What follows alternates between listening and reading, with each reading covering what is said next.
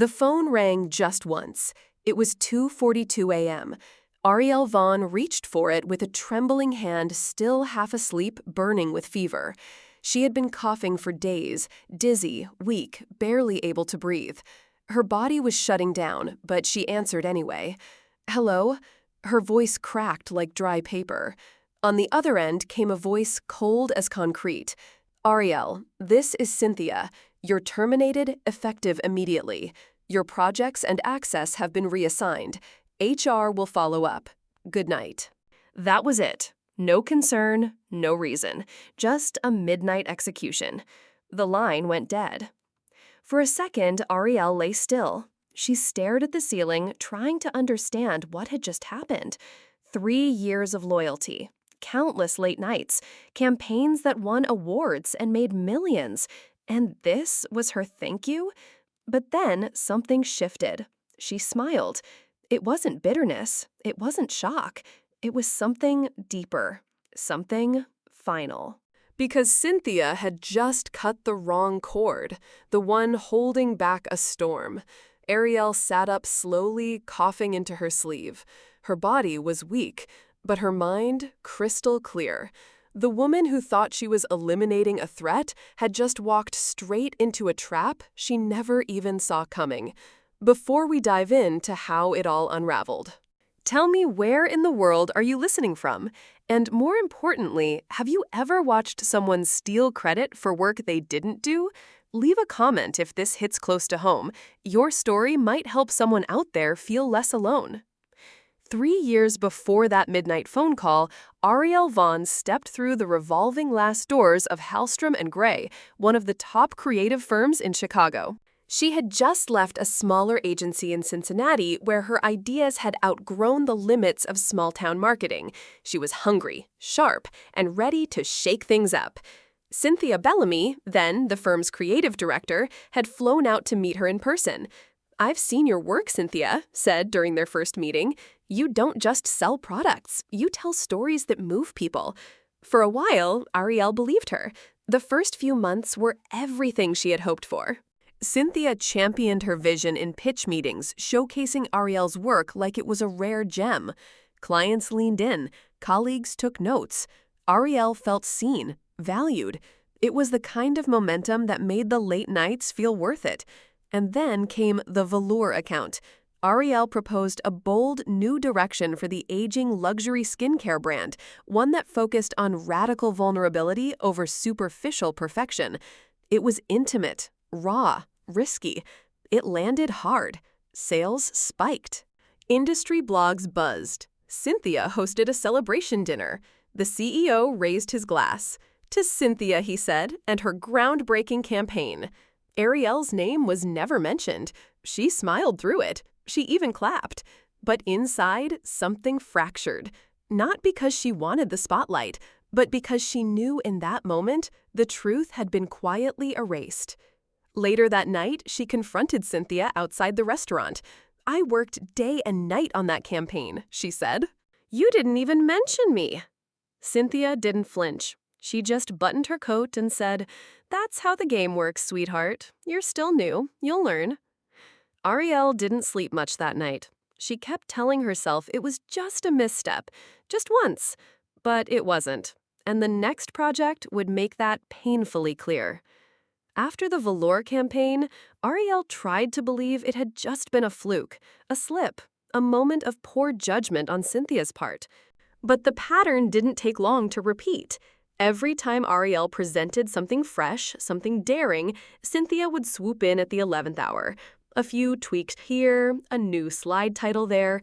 Then she'd walk into the client meeting with our revised direction. At first, Arielle gave her the benefit of the doubt. Maybe this was just how big agencies worked. Maybe collaboration blurred the lines. But those lines kept fading, and it always blurred in Cynthia's favor. When campaigns succeeded, Cynthia stood tall in boardrooms, speaking with conviction, taking bows for ideas that had never lived in her mind. But when things went sideways, even slightly, it was Arielle's execution that got flagged. Her name was becoming a footnote in her own work. The worst part wasn't the silence. It was the slow unraveling of trust. One colleague, then another. They stopped looping her in on final meetings.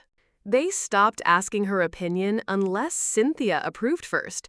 The office, once buzzing with creative energy, began to feel like a stage where Arielle was only allowed to stand in the wings. Meanwhile, her pay stayed frozen, her promotions stalled, but her ideas kept winning. And deep down, she knew Cynthia wasn't just playing politics. She was building a legacy on a foundation made from other people's brilliance. Still, Arielle stayed.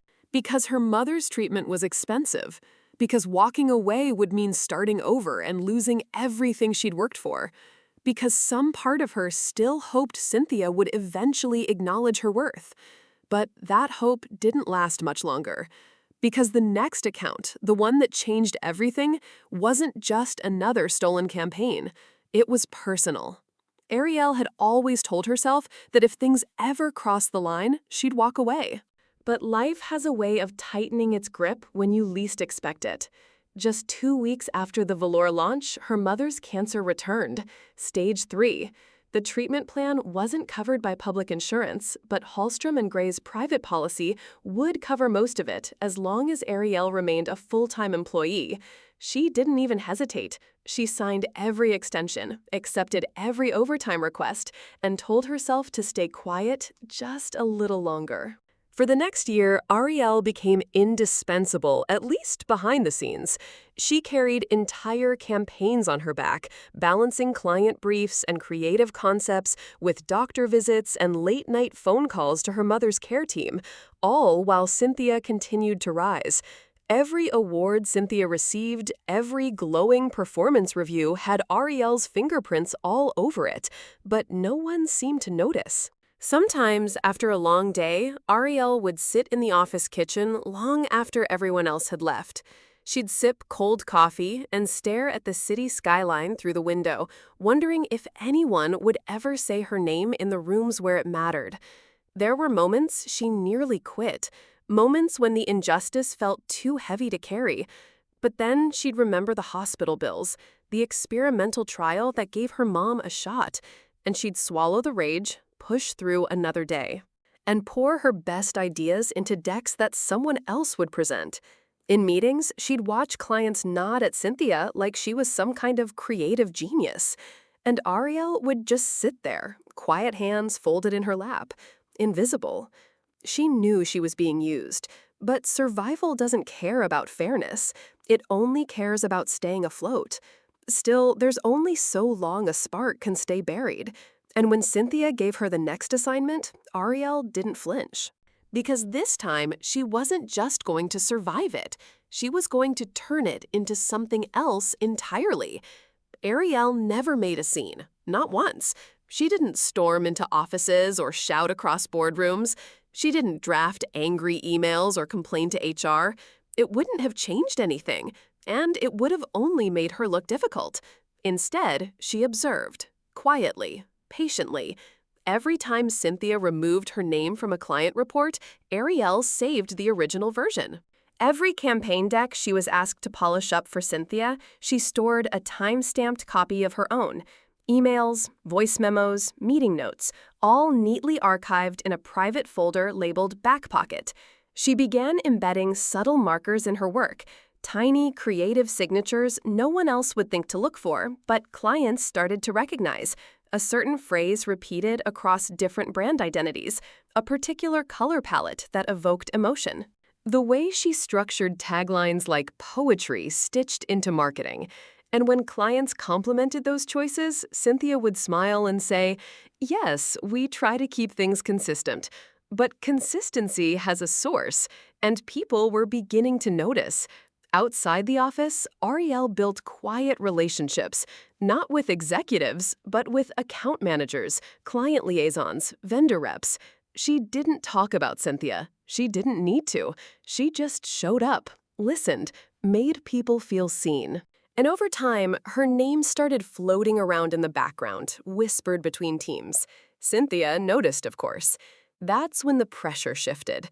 More late nights, more impossible timelines, more urgent revisions just hours before a pitch. It wasn't just micromanagement anymore. It was control, a subtle attempt to reassert dominance. But Arielle didn't push back. She didn't need to, because she was already laying the groundwork. And when Cynthia handed her the next set of projects, 3 massive accounts all at once, Arielle knew exactly what she was going to do. And for the first time, she didn't feel trapped. She felt ready. It started with a knock on the glass. Cynthia stood at Arielle's office door, smiling like they were old friends. "Arielle," she said sweetly, "I have something exciting for you. 3 new client briefs, all high profile, all due in 6 weeks. Each one complex, time-sensitive, and overlapping in scope. On paper, it was an honor, a sign of trust. But Arielle could read between the lines. It wasn't a promotion, it was a setup. 3 massive accounts, impossible deadlines, and no added support. A classic no-win scenario. If she failed, Cynthia could point to the missed deadlines, the stressed-out team, the budget overruns. If she succeeded, Cynthia would swoop in again, cut her out of the final presentation, and claim credit for pulling off the impossible. Either way, Arielle would lose, unless she didn't play the game Cynthia expected. So she accepted the challenge. With a calm nod, she said, "Consider it done." And then she got to work her way. For each project, she created 2 versions. The first, exactly what Cynthia wanted. Bold, aggressive. Market-shaking, but dangerously close to crossing ethical and regulatory lines. The second, her own refined strategies. Clean, compliant, still innovative, but legally sound and structurally bulletproof. She documented every conversation, every directive from Cynthia that pushed for riskier routes. She saved notes where disclaimers were deleted, recorded call summaries where compliance was treated like a nuisance. Push boundaries, Cynthia had said. We'll deal with the fallout later. Arielle smiled quietly every time she heard it, because she wasn't building campaigns anymore. She was building evidence. And when the time came when Cynthia would inevitably try to take full control, Arielle would be ready. What Cynthia didn't know was that the brief she just handed over was a trap. The first cough didn't seem like much, just a dry scratch in the back of her throat after another long night hunched over design boards and analytics. But by the end of the week, Arielle couldn't ignore it. Her fever spiked, breathing felt like dragging air through broken glass. She tested positive. Doctor's orders, bed rest. No screen time, no stress. But Arielle couldn't afford to rest, not yet. The 3 campaigns were entering critical stages, and she knew exactly what Cynthia would do if she stepped away for even a moment. Still, her body made the decision for her. She collapsed one evening trying to stand up from her desk. Paramedics, IV fluids, a hospital bed that smelled like antiseptic and artificial lemons. And while she lay there barely strong enough to lift her phone, her inbox began to change. Files disappeared from shared folders. Calendar invites were canceled. Colleagues stopped replying. Then came the late-night text from Marcus, a junior strategist she trusted. "They've reassigned your campaigns. Cynthia says you're too sick to lead." Arielle stared at the message for a long time, heart pounding through layers of fatigue. She knew this wasn't about concern. This was Cynthia's move, clean and cold. Strip Arielle of access. Erase her name from the documents. Take the credit for what was about to go live, and leave her to take the fall if anything went wrong. It was the knife behind the smile, and it cut just deep enough. The next morning her phone rang, 2:42 a.m. The screen flashed with Cynthia's name. Arielle let it ring once, then answered. The morning after that call, the sky outside Arielle's bedroom window was still dark. Her head throbbed, her chest ached, but her mind was razor-sharp. She had spent 3 years watching her work be erased, 3 years of silence waiting for the right moment to speak. This was it. Arielle propped herself up in bed, wrapped in layers of blankets, laptop balanced on her knees. Her hands trembled slightly from fever, from fatigue maybe, from adrenaline. She opened a blank email. The first went to Hallstrom and Gray's Compliance Division. Subject, urgent concerns regarding campaign directives. She outlined the inconsistencies, attached side-by-side versions of the projects, included timestamps, notes Cynthia's revisions, and phrases that had made her uneasy from the start. No accusations, just facts, clear and hard to ignore. The second email went to the board of directors. She detailed her involvement in every major campaign over the past year. She linked client feedback, internal documents, and presentations. And she asked just one question: who exactly have you been rewarding for my work? The third email was personal, to her attorney. Subject: wrongful termination, initial evidence. She attached a zipped folder titled Timeline, Credit, and Control. 3 emails, no rage, no threats. Just quiet clarity. Then she closed her laptop, leaned back, and let herself exhale. She didn't know how the company would respond, or if they would respond at all. She didn't know if Cynthia's reach went deeper than she imagined, and she had no way of knowing how much damage had already been done. All she could do now was wait. For 3 days, nothing happened. No replies, no calls. Until the 4th day. A name popped up on her phone screen: Gerald Preston, chairman of the board. She answered. His first words were quiet but carried weight. "Arielle, we need to talk." The meeting was set for 10 a.m. sharp, virtual per Arielle's request. She was still recovering her voice, rough, energy low, but her focus had never been clearer. She logged in 15 minutes early, sitting at her kitchen table, mug of ginger tea in hand. The loading screen flickered, then cleared. One by one, the faces of the board appeared: stiff collars, neutral expressions. Most of them didn't know her beyond her name and reports. Then Cynthia joined, polished, poised, smiling, until she saw Arielle on the call. "What is this?" Cynthia snapped. "Why is she here?" Gerald Preston, seated in the center tile, adjusted his glasses. "Cynthia, please. There are serious matters we need to discuss." For the next hour, silence filled the room, except for the sound of truth unfolding. Every document Arielle had submitted was laid out methodically. Emails, revision logs, calendar invites, side-by-side versions of campaign drafts, client testimonials that didn't just praise the work, they identified the source: her. Cynthia's smile faded. She interrupted. Denied. Called it a misunderstanding. "This is being twisted," she insisted. "I've given everything to this company." But the faces around her remained cold. Preston leaned forward. "In 15 years, he asked, how many people's work did you claim as your own?" No one answered. And in that silence, something shifted. For the first time, Arielle didn't feel invisible. She watched Cynthia shrink, not from attack, but from exposure. No yelling, no dramatics, just a mirror held up to her choices. Preston cleared his throat. "You'll need to submit your resignation by end of day. Legal will follow up regarding client disputes." Cynthia's face stiffened. "You can't do this."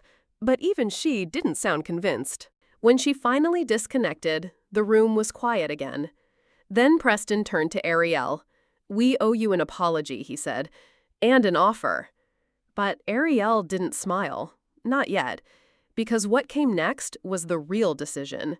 The call didn't end when Cynthia left. For a few long seconds, the board just sat there, as if the silence itself needed time to breathe. Then Gerald Preston spoke. "Arielle," he said, "on behalf of the entire board, I want to apologize. We failed to protect you. We failed to see what was happening." Arielle nodded slowly. She didn't speak. There were no words that could undo the years of erasure. No apology that could return the time, the credit, the nights she cried quietly in her car before walking into the office like nothing was wrong. But it wasn't justice she was after anymore. It was clarity. "We've reviewed everything," Preston continued, "and the conclusion is unanimous. Your work, your leadership, your integrity, they speak louder than anything we've seen in a long time." Then came the offer. "We'd like you to step into Cynthia's role, creative director, effective immediately. The words hung there, tempting, gleaming, exactly what Arielle had once dreamed of: recognition, authority, a title that couldn't be erased. But something inside her didn't move. She looked at the faces on the screen, the same ones who had been silent for years. They hadn't spoken up when Cynthia first stole from her. They hadn't questioned why a rising star kept disappearing from credit slides. Now they were only offering because they were afraid of what might come next. Arielle leaned back in her chair. "I appreciate the offer," she said calmly, "but I'm not sure stepping into her office is what I want anymore." Preston blanked. "I don't follow." "I have a different idea," she said. "One that might actually fix what's broken here, not just replace who's in charge of it." He leaned forward slightly. "I'm listening." Arielle smiled for the first time. "Good," she said, "because it's not just about a title, it's about changing the whole system." For the next 7 days, Arielle barely left her apartment. She wasn't recovering anymore. She was rebuilding. Not herself, not her reputation, something bigger. She filled a dozen notebooks, sketched models, mapped ideas. What would an agency look like if it were built on transparency from day one? What if credit wasn't a reward, whispered behind closed doors, but something visible, shared, and fair? She pitched the board a new kind of division, one where creatives had clear attribution, where clients could see exactly who worked on their campaigns, and where the people doing the work weren't buried under layers of executives collecting the praise. No more guesswork, no more politics. Revenue, she explained, should be tied to results and to the people who actually deliver those results. The board pushed back at first. "You're asking us to change our entire operating structure," one member said. "I'm asking you to survive what's coming," Arielle replied, "because if we don't do it, someone else will, and we'll be left behind." After hours of debate, the vote passed barely. She was given 6 months, a small team, 3 clients, and full autonomy. Arielle hand-picked her squad, not based on resumes, but on resilience. They were designers who had been passed over, writers whose best work had been erased, strategists who had quit corporate life after being told to wait their turn. Together, they built something rare, not perfect, not flashy, but real. And when their first campaign went live, the numbers didn't just meet expectations, they shattered them. Then came a phone call from a client Arielle didn't expect. And a name she hadn't heard in months. It had been almost a year. Arielle's new division had grown faster than anyone expected.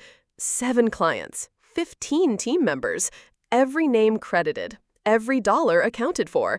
No one had to fight for recognition. It was built into the foundation. Then one afternoon, her assistant walked into her office holding a phone.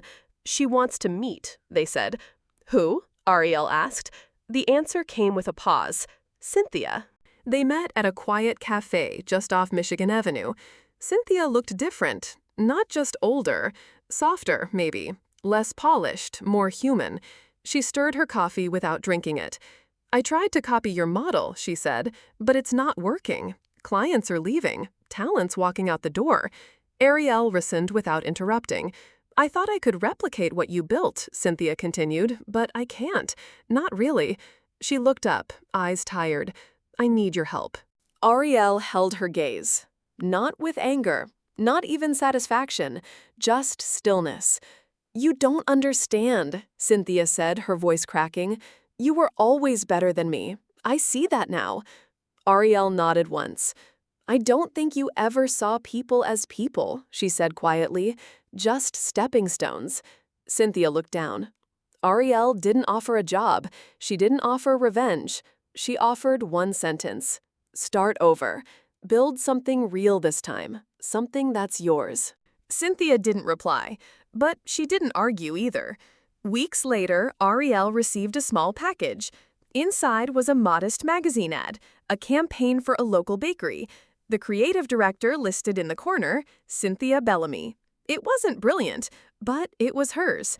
Attached was a handwritten note. "You were right. Thank you." Arielle smiled. Not because she won, but because she had finally let go. The real revenge was never about taking power. It was about building something that made the old system irrelevant. And maybe that's what healing actually looks like. Not loud, not dramatic, just honest. What about you? Have you ever walked away from a system that tried to silence you and made something better in its place? Let me know in the comments. I'd love to hear your story.